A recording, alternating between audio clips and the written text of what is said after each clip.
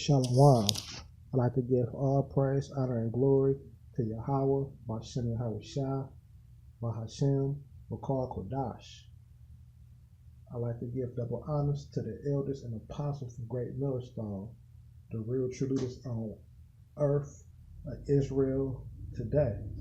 I'd like to send salutations to you brothers pushing this truth and all truth and sincerity in all four corners of the earth. I'm going to just get straight into the scriptures because we are commanded to go to the house of Israel and tell them to repent from their sins, because if we don't, the blood will be on our hands, and I don't need you niggas' bloods on my hands. I'm trying to repent and change my ways. Now this is a case of Ezekiel, who was a prophet of the Lord. He was telling Israel to repent and turn back from their ways, the same way we telling Israel, which is you so-called Negroes, Latinos, Mexicans, and Native Indians, to turn back today. So let me see. This is Ezekiel chapter 2, and I'm starting at 3. And he said unto me, Son of man, I send thee to the children of Israel, to a rebellious nation, and have rebelled against me. They and their fathers have transgressed against me, even until this very day. And you could use that as today. You try to tell Israelite to turn back and stop doing this, and they rebel against you. When we just trying to help you out, and at the same way save our own souls. But verse 4, for they are impudent children and stiff-hearted. I do send thee unto them, and thou shalt say unto them, thus said the Lord. And they, whether they will hear or whether they will forbear, meaning if you will listen or if you won't listen, for they are a rebellious house. Yet shall they know that there have been a prophet amongst them. That's right, y'all are a rebellious house. Y'all rebel against the Lord, y'all rebel against the prophets, and y'all stiff-necked and hard-headed. But once these prophecies start coming to pass and a lot of people starts dying at a rapid pace, y'all go know that a prophet was amongst you. The word prophet just means, prophesy just means to say before. So we telling you these things before they happen. So I'm going to get 2nd Ezra, chapter 15, and I'm going to start at verse 1.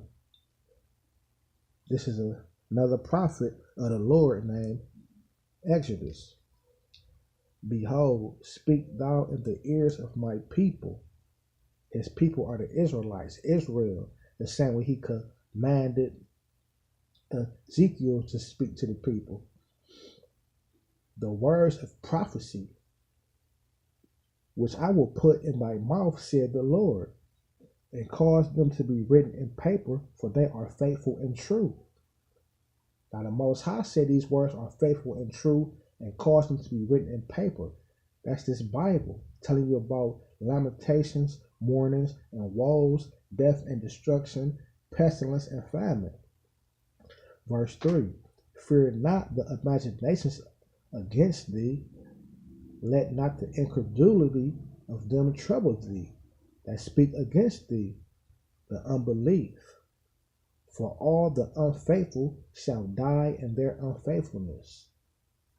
Behold, saith the Lord, I will bring plagues upon the world, the sword, famine, death, and destruction.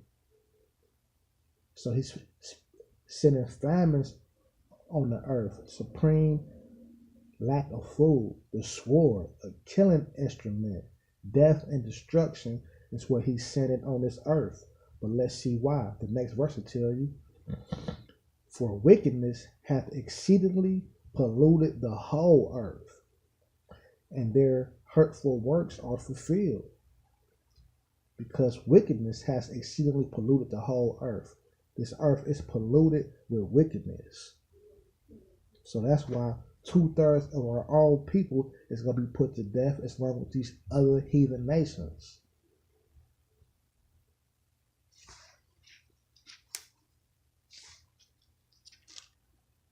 Okay, I'm going to jump down to verse 14. And it reads, woe to the world and them that dwell therein, for the sword and their destruction draweth nigh, and one people shall stand up to fight against another, and with swords in their hands. That sound like race wars to me. So you got race wars coming in these last days. And a lot of people is going to die in the race wars. For there shall be sedition amongst men and invading one another. That means like it's going to be sedition, like one people against another people. And invading one another. They shall not regard their kings nor princes. Who is the kings of the earth? You got your presidents and things of that nature. People would not regard them. They're not gonna give a fuck about no president in that day. Everybody gonna be out for themselves. It's gonna be so much death and destruction going on. And the course of their actions shall stand in their power. Now peep this. A man shall desire to go into a city and shall not be able. That sounds like martial law to me.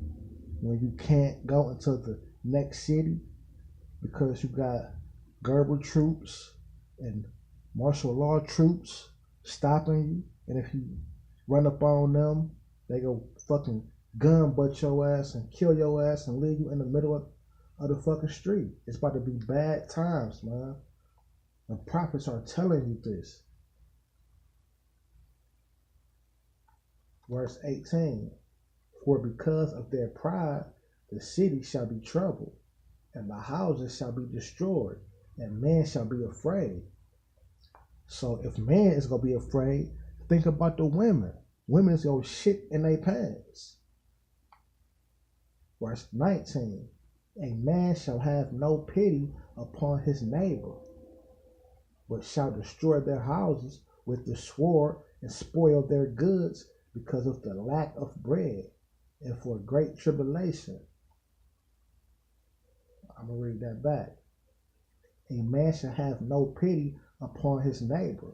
So that old lady that stayed next door to you, that when you was a child, she used to call you over there, give you 50 cents, give you $1 to go to the store for. You ain't gonna give a fuck about her in that day. And she ain't gonna give a fuck about you in that day. These are the times that we're about to be living in.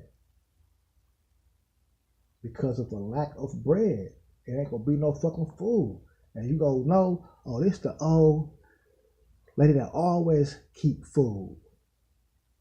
You just going up in her shit for her food, man.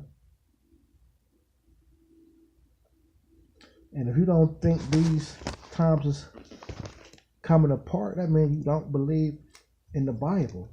Because that's what the Bible just said. But I got a script just in case you don't believe. This is Romans chapter 3 and verse 3. For what if some did not believe? So if you don't believe that you're about to come in those times where you go kick the lady door down, what if you don't believe? Shall their unbelief make the faith of God without effect? Because God said it was going to happen. Just because you don't believe, do you think it's not going to happen? Let's see what the Bible says. Verse 4. God forbid. Yeah, let God be true, but every man a liar, as it is written. So it's gonna happen.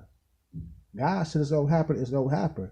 Because you don't believe, you don't believe.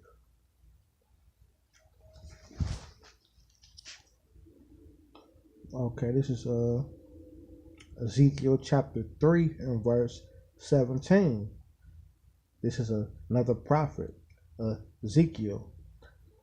Son of man, I have made thee a watchman unto the house of Israel.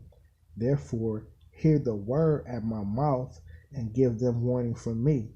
And that's exactly what we doing to this day. The prophets of old did it, and the prophets to this day did it. And when these things come to pass, you will know that it was a prophet among you. So straighten up, fly right, get your act together, come back to the Most High. But it's prophesied that 2/3 of our people will not. But we're not looking for the 2/3. We're only looking for the 1/3, 144,000 men, and 1/3 women and children that's going to come back to the Lord. So Israel, with that, I'd like to give all honor, praise, and glory to Yahweh by Shem Yahweh Shah, and Shalom.